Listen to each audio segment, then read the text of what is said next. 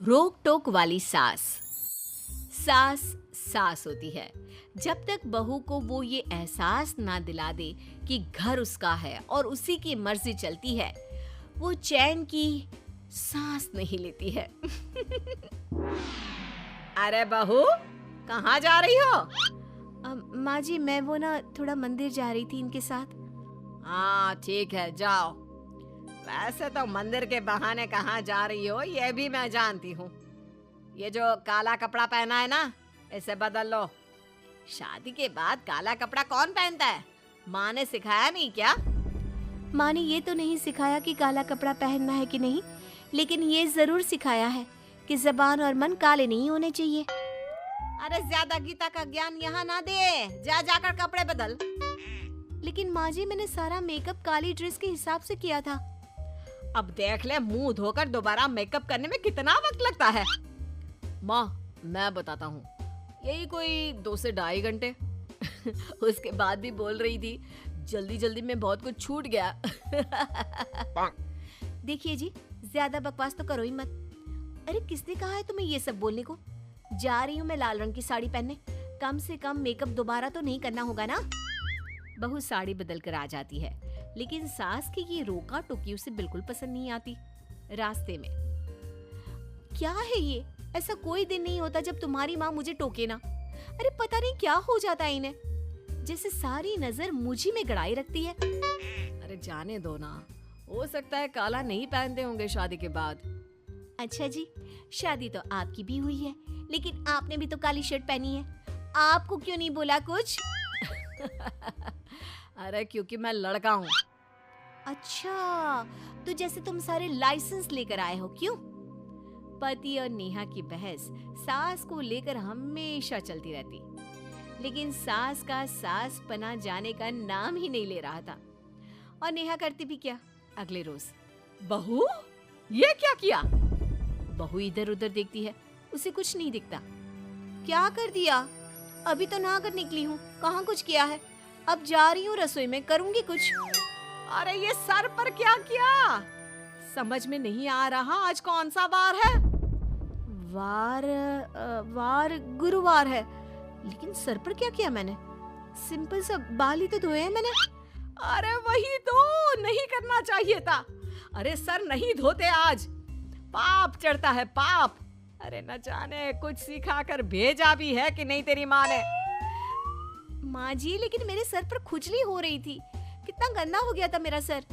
अरे तो 2-4 बार और खुजली कर लेती, कल धो लेती। सुन ले बहू, मेरे घर में वीरवार गुरुवार को कोई बाल नहीं धोता। सास बहू पर चिल्ला रही होती है कि पीछे से बेटा बाल पोंछता हुआ आता है। अरे यार नेहा, वो तुम जिससे बाल सुखाती हो ना, क्या कहते हैं उसे? ड्रायर। ड्रायर कहते हैं। क्यों, क्या हो गया? अरे तुमने बाल क्यों धोए? मुझे बताया भी नहीं कि आज बाल नहीं धोते हैं।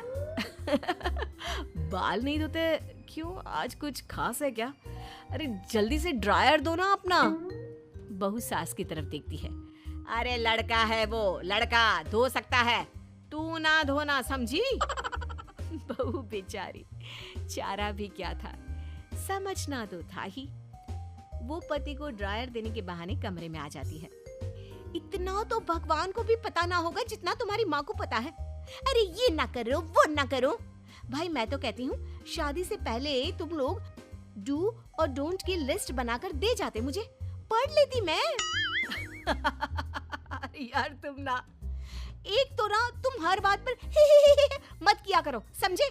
बहुत गुस्सा आता है मुझे। Sorry sorry. अच्छा जाओ, तुम पहले खुद ही अपने बाल सुखा लो बस। तभी सास की आवाज आती है, बहू, अरे ओ बहू। बेटा मैं तो इतनी खुश हूँ कि क्या बताऊँ। क्या हो गया माँ जी, लॉटरी लग गई क्या? हाँ यही समझ। मेरा जो भाई मुझसे सालों से रूठा था ना, वो आ रहा है मेरे पास, अपनी बहन के पास आ रहा है वो। अच्छा, ये तो वाकई में अच्छी बात है। वैसे हुआ क्या था? मामा जी आपसे नाराज क्यों थे? सास एक लंबी सांस लेकर कहानी सुनाना शुरू करती है। तेरे ससुर जी बहुत मजाकिया थे। वो हर किसी को हंसा कर रखते थे। मजाक मजाक में तो वो कभी कभी बहुत कुछ बोल जाते।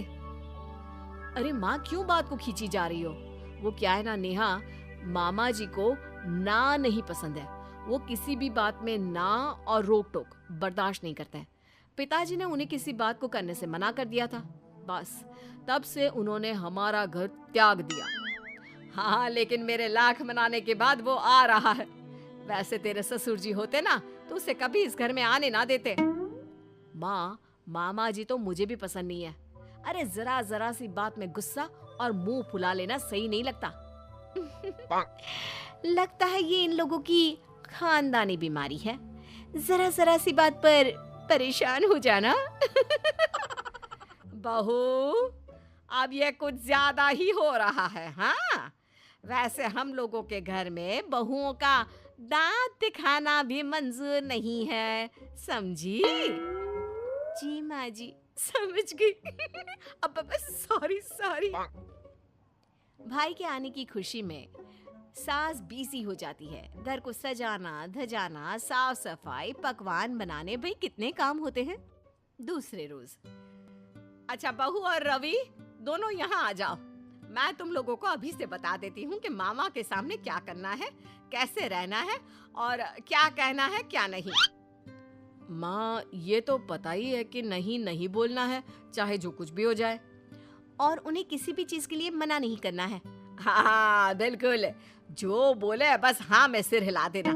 और बहू, हमारे घर तो मामा ससुर के सामने बहू सर उठाती ही नहीं, समझ गई ना? माँ जी, ये कैसे पॉसिबल है? अगर सर नहीं उठाऊंगी तो बात कैसे करूंगी? अरे हमारे घर में मामा ससुर से बात भी नहीं करते। जी माँ जी, और क्या, बता दीजिए सब कुछ। वैसे मामा कब आ रहे हैं? मामा रात के खाने में आ रहे हैं। वैसे अभी के लिए मैंने खाना बना लिया है, जल्दी से जाकर सारा खाना लगा दे। बहू खाना लगा देती है। सभी खाना खा रहे होते हैं कि बहू के हाथ में एक मूंग की दाल का पापड़ लग जाता है। लेकिन वो जैसे ही पापड़ खाती है, सास जोर से डांट देती है। ये क्या बहू, गिन के 2 पापड़ मूंग के बचे हैं घर में। पता है ना रवि मूंग के ही पापड़ खाता है, लेकिन फिर भी तू, अरे दूसरे लेना। ये बोलकर वो बहू के हाथ से पापड़ छीन लेती है। शाम को मामा आते हैं। जैसे ही खाना खाने बैठते हैं और मुंह का पापड़ उठाते हैं, बहू झट से उनके हाथ से पापड़ छीन लेती है। अब तो बहू ठान लेती है कि वो कैसे भी करके ये सास का रोक टोक खत्म करके ही रहेगी। नहीं नहीं नहीं नहीं, आप ये नहीं खा सकते, क्योंकि ये पापड़ सिर्फ रवि खाते हैं। अरे 2 ही तो बचे थे, सुबह एक खा लिया, एक अभी। घर में एक बार फिर ना सुनकर मामा ससुर का पारा हाई हो जाता है और वो, मैंने इस घर में आकर ही गलती कर दी।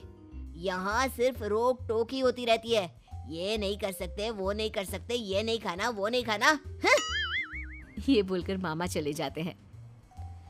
सास का चेहरा बहू की तरफ लाल हो जाता है। वैसे मामा बोलकर तो सही गए ना? सास समझ जाती है कि बहू का इशारा कहाँ का था।